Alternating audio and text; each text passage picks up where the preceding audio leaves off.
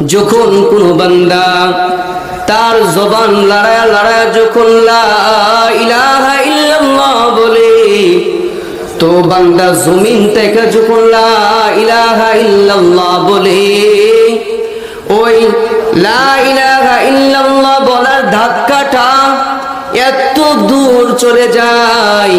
হাদিসের মধ্যে এসেছে, যখন কোন বান্দা লা ইলাহা ইল্লাল্লাহ বলে, এই লা ইলাহা ইল্লাল্লাহ বলার সাথে সাথে আল্লাহ তাআলা নূরের আরশের মধ্যে একটা নূরের খুঁটি আছে, ওই খুঁটিটা এভাবে লড়তে থাকে। আল্লাহ তাআলা বলেন, এর খুঁটি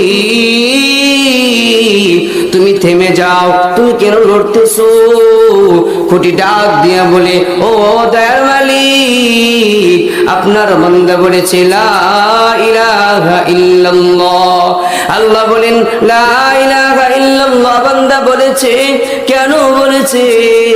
খুঁটি ডাক দিয়া বলেন, ও মালিক, আপনার বান্দা লা ইলাহা ইল্লাল্লাহ বলেছে আপনার জান্নাতে যাওয়ার জন্য, আপনার জাহান্নাম থেকে বাঁচার জন্য, আপনাকে পাওয়ার জন্য। আল্লাহ বলেন, ওরে খুঁটি, যেই বান্দাটা আমাকে পাওয়ার জন্য, আমার জান্নাত পাওয়ার জন্য, আমার জাহান্নাম থেকে বাঁচার জন্য এই যে লা ইলাহা ইল্লাল্লাহ বলেছে, এই বান্দা কি আমাকে দেখেছে? বলে না না। আল্লাহ তাআলা আবার বলেন, এই যে বান্দা বলেছে লা ইলাহা ইল্লাল্লাহ, আরে ওই বান্দা কি আমার জান্নাত দেখেছে? বলে না। বলে আমার জাহান্নাম দেখেছে? বলে না। আপনার জান্নাত দেখে নাই, জাহান্নাম দেখে নাই, আপনাকেও দেখে নাই, কিছু না দেখিয়া শুধু বিশ্বাস করেছে লা ইলাহা ইল্লাল্লাহর উপর। আল্লাহ তাআলা ডাক দেয়া বলেন, এর খুঁটি,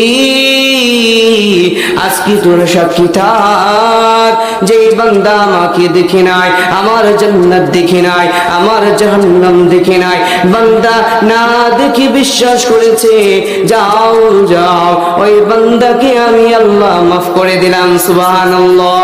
লা ইলাহা ইল্লাল্লাহ, লা ইলাহা ইল্লাল্লাহ, লা ইলাহা ইল্লাল্লাহ, লা ইলাহা ইল্লাল্লাহ মুহাম্মাদুর রাসূলুল্লাহ। সকলে জবান লড়াইয়া বলি সাল্লাল্লাহু আলাইহি ওয়াসাল্লাম।